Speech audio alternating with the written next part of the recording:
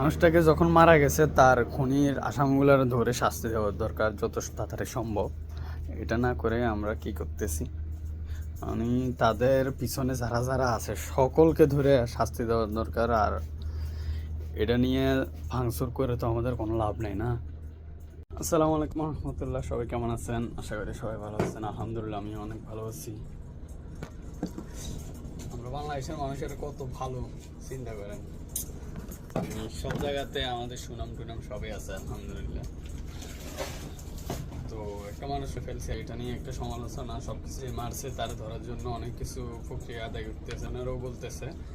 তো সবকিছু ঠিকঠাক আছে, কিন্তু বাঙালি জাতির একটা স্বভাব খারাপ আছে, জামালা করো সবকিছু ভাঙে চুরা খারাপ করিলেও জনগণের বিবেক বলতে কিছুই নেই। মাফি এক কথা বলতে গেলে আরবিতে। তো দেখেন, এই যে ভাঙতেছেন এগুলোকে আপনার টাকায় না আমার টাকায়, যে কষ্ট করে দোকান ফাট তৈরি করতে আছে অথবা তারা যে ব্যবসা বাণিজ্য ধরে রেখেছে, এটা তাদের টাকা। তা আপনি কিভাবে ভাঙতে পারেন? যে আগে যা হয়েছে, যে আগে ভাঙচুর হয়েছে, ঠিক আছে, এটা একটা কোনো সরকারের ছিল না অথবা এরকম কোনো কারণে হয়েছে, কিন্তু এখন কি কারণে ভাঙতেছে? আসলে এগুলা ভাবলে মানে নিজের কাছে খারাপ লাগে যে আমি একজন বাঙালি মানুষ, মানে বিদেশি কিরকম পরিমাণে সমালোচনা চলতেছে, আপনারা শুনলে তো বলবেন যে আমাদেরকে মানে ভিক্ষু করতেও নিচু মনে করতেছে। এমনি এমনি তো আর মনে করতেছে না, বুঝলেন না?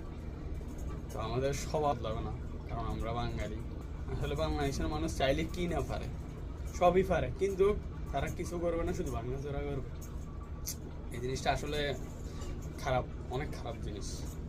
কারণ দেশের সম্পত্তি নষ্ট হইতেছে, আর যারা ব্যবসা বাণিজ্য করছে তাদের কি অবস্থা?